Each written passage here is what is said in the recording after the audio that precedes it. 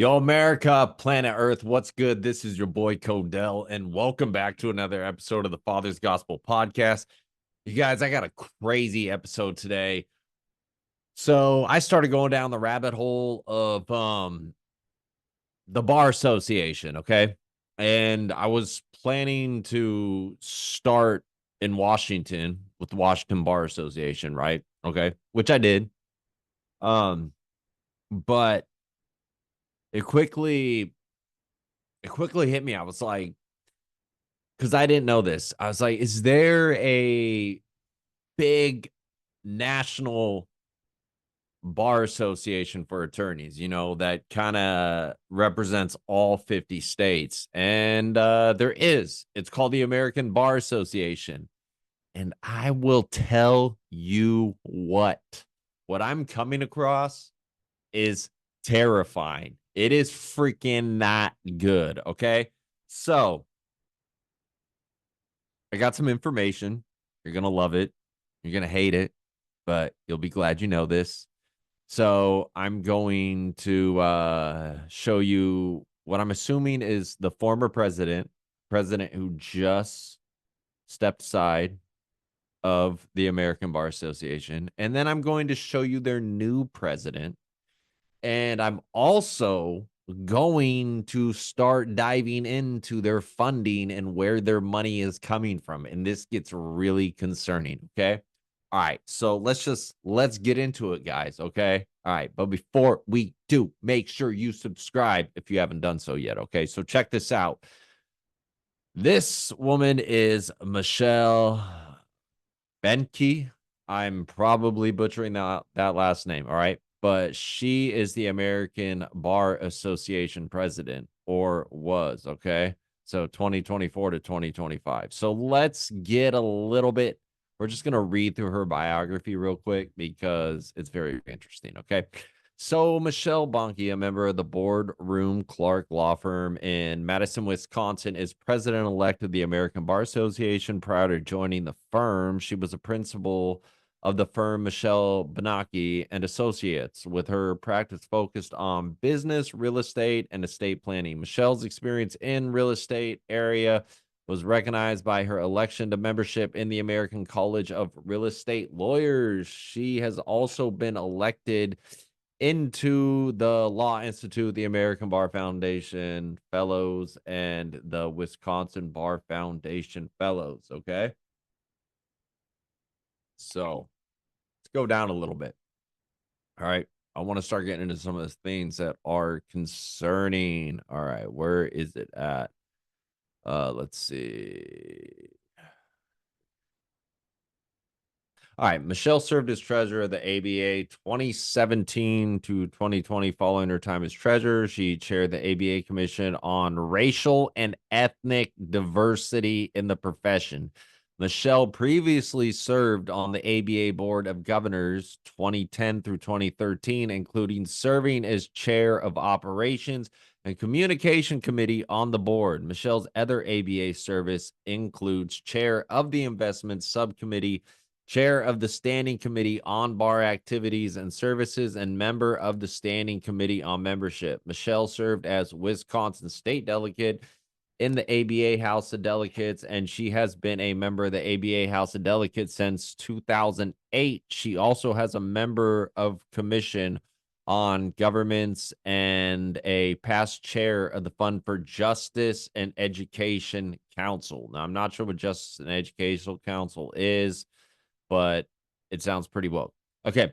Michelle served as president of State Bar of Wisconsin in 2004 to 2005. In addition to bar leadership, Michelle has served as the president of International Women's Forum Wisconsin.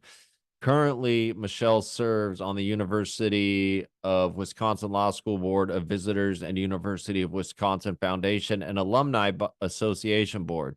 She is also active in her community and has served on a number of boards. She currently serves on the board of directors of Capital Bank and has previously served on the board of Dean Health Plan Inc. and SSM Healthcare of Wisconsin. Michelle's been recognized for her work in the legal profession and her community receiving the Charles L. Goldberg Distinguished Award and the YWCA Women of Distinction Award. Okay. Um, yeah, this woman has so many red flags up. It's not even funny. First off, all right, I'm going to backtrack from here, but let me start with this. YWCA, I have so much experience dealing with this organization. This organization is absolutely awful. They are sexist against men. They are racist, and they absolutely hate fathers. Okay, so let me give you an example of my case, right? Like, if you've been watching this show, you've heard me talk about how in my parenting plan, it says I got to wear a mask, I got to take the COVID vaccine. I'm not allowed to talk about white supremacy, all that stupid bull stuff around my son, right? Okay, if I want to be around my son, first off, not a white supremacist. Second, I ain't taking your damn COVID vaccine. I'm going to win. All right.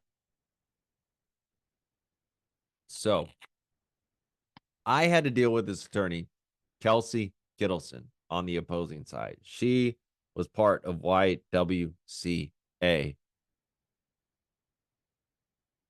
This lady, the accusations that she has been allowed to get away with in the court, again, accusing me of being a white supremacist, hitting me with the COVID restrictions, telling me I have no business being in my son's life because I don't support Black Lives Matter and all this other nonsense. She was part of YWCA for many years until recently. And YWCA has a reputation of absolutely treating fathers like trash. And if you're a man, they don't have time for you. You are the enemy. So this lady is full of red flags, Miss Michelle Benke. Okay. And then beyond YWCA, but this lines right up with YWCA right here. Where's it at? Chair of House Delegates, Commissioner. Hold up. Give me just a second. I'm getting there. I'm getting there. All right. Sir, President Internet. Yeah. I mean, president of International Women's Forum. Look them up. They're extremely woke. And then let's see. I mean, her talking about inequity and inclusion and all that stuff. So yeah, this lady's dangerous. She is one of the bigwigs at the American Bar Association. All right. So she was the current president. Now let's move to their now current president. Okay. It's this guy. Hold up. Here we go. All right. This white devil right here. Okay, this guy's crazy too. He's as crazy as she is. Like, this guy is absolutely woke. Listen to this, okay? It is time to adjust our approach, our time to meet needs in a way that is different than 20 years ago, our time to let go of the baggage we carry. The way we have always done it is, in fact, not the way we have always done it. And thank goodness for that. Thank goodness we've changed over 150 years. Otherwise, I suspect this room might be full of older white men only. There you go. On that wokety woke garbage. And it's just funny because he's like, I suspect this room would be full of old white men. I'm like, dude, you are an old white man. Like, I really don't understand. Well, I do understand because they've been brainwashed. How some of these white people just hate themselves. Like, yes, I'm white, okay? I'm white. But these are not my white people. Like, they they can stay over there, man. Like, go away. I mean, these people are absolutely ridiculous. They're they're full of self-hatred. They're usually racist themselves, and that's why they're always projecting all this crap. But anyways, yeah. So this guy right here, right? This guy is now the current president, okay? and he's got Trump derangement syndrome. His name's William R. Bay. And yeah, he doesn't want the this ABA getting stripped down, you know. So now, all right, I showed you they're two woke presidents, all right, and their woke agenda. Okay. Now let's where's it at? All right, let's get into this article real quick. All right. I'm not gonna really read into it, but this highlights some of their woke agenda. All right. 70 years after Brown versus Board of Education, contemporary advocates for parental rights aim to counter anti-racist initiatives through book bans, challenges to the curriculum, and even the targeting and firing of teachers. This article uses the lens of ontological expansiveness to examine these attempts by some white parents to assert control over what they perceive as a white space. Parental rights, even if understood to protect a parent's interest in raising their children, is a manner that aligns with their values. Simply do not support denying other children's opportunities to explore, learn, and thrive. As public school students continue to learn in racially segregated environments, exposure, awareness, and dialogue about diversity become even more important for developing citizenship, essential skills to a democratic and pluralistic society. And look, this is on their website, the American Bar Association, okay? Like they are super woke, they're super racist and yeah, so and here's the scary thing about this. You guys, okay? Look at this.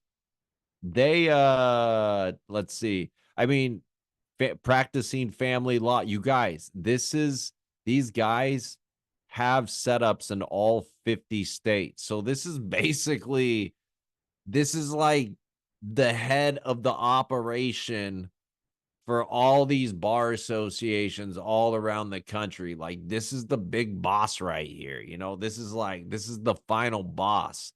And that's why I'm presenting this because this is where we're going to really start finding the source of all this madness, like at least a lot of it, okay? By the way, these guys receiving major funding from USD, USAID. Okay. Anyways, let's get into that. Okay. Let's get into that. USspending.gov. All right. So this is official. You go on this site and you can see where all the grants that you know different programs are getting awarded. Okay. American Bar Association recipient profile, total awarded amount $43.4 million. Okay. Now, here's where it gets really interesting. First, let me show you this. Okay. So this is 2008. It was getting 8.9 million into the obligated 8.9 million, 12 million. Now, if you follow this chart, you'll see it's like every year, you know, it'll go up and down a little bit. Overall, though, its funding is going up and up and up. And remember, the American Bar Association, these guys, this entity has major influence on the family courts all across the country. This entity is helping shape legislation, okay? And so we need to be aware of what they're supporting, what they're pushing, and where the money trail leads, okay? So, anyways, you know, so keeps going up, goes down a little bit, goes back up, dips, up, you know, down. But overall, it's going up, right? But here's where it gets interesting. So 2024, it skyrockets $37.5 million. But all of a sudden, and this is an obligation, okay? But all of a sudden, the obligation dips down to $5.9 million. All right. That's $3 million less roughly than when this first began. Okay. So, and again, this is coming in from USAID. Like right here, let's see. It's on here somewhere. USAID SCA. Right there, USAID. Like look at this. USAID foreign assistance. Why is USAID foreign assistance $22.3 million? All right. Criminal justice system, you know, so on and on and on. Global counterterrorism program. Like, this is just really weird. Child abuse and neglect. Um, dude, I mean, it's it's really freaking bizarre. Now let's go down a little bit more. Let's see, US states and territories. So like here's a list, of what the countries are receiving and the states, but here's where it gets interesting, you guys, okay? So, we'll just continues to get interesting. Okay. So here is money that is being awarded by these individual like companies and entities and individuals, So this right here, this is the ID number for the entity that is donating the obligated amount. So, all right. So, and the recipient is who? The American Bar Association. Well, this obligation was $175,000, right? So, I started going down this list. As you can see, they're like purple. So, I've been clicking on them, right? Well, an interesting pattern emerges. Okay. So, check this out. So, awarding agency, you're going to see this trend. And if you look over here, you'll be able to see the dates, right? Okay. Start date, end date. Okay. Department of Homeland Security donates $5,000. Department of Homeland Security donates $5,000. And these are all different dates. Okay. Department of Homeland Security donates $5,000. Department of Justice donates $19,650. Uh, Department of Homeland Security again, $22,604. Department of Homeland Security again, $175,000. And this is all in 2024, 2025. All right. So there is a major pattern appearing here. Like, what is the DOJ and Homeland Security doing pouring this much money into the American Bar Association? And let's see if I can find it, man. Like, this just, it gets really freaky, dude. I mean, it gets really creepy when you really start looking into this. Like, okay, let's see. Give me just a second, you guys. Like, okay, so we all know, right? Like, it's becoming more and more mainstream that there's obviously been an insane amount of human trafficking going on, right? Child trafficking, all that stuff. So, why are all these agencies pouring so much money in to the American Bar Association? Look at that. Department of Transportation, Department of Homeland Security, Department of Health and Human Services, Department of State, Agency for International Development, and I mean, it just gets weirder and weirder. Again, Agency for International Development, Department of State, Administration for Children and Families, a National Highway Traffic Safety Administration, Federal Emergency Management Agency. Um, and then like this, like just a lot of this doesn't. So, I mean, some of this makes sense, but again, this is where it gets really freaking weird. Like, I mean, we all know about the 300,000 plus kids that have gone missing that have been brought over the border, the traffic kids, and we all know that, the family courts, child protective services, all these agencies, they're all connected to one another. And so it just like, and I'm just speculating, but I would bet that somehow, some way, the American Bar Association is involved in one way or another in some form of human trafficking, and probably multiple avenues. And the reason I say that is because with the money coming from they're receiving from the Department of Transportation, Health and Human Services, Department of State, Agency for International Development, like what the hell is going on here? Department of Homeland Security.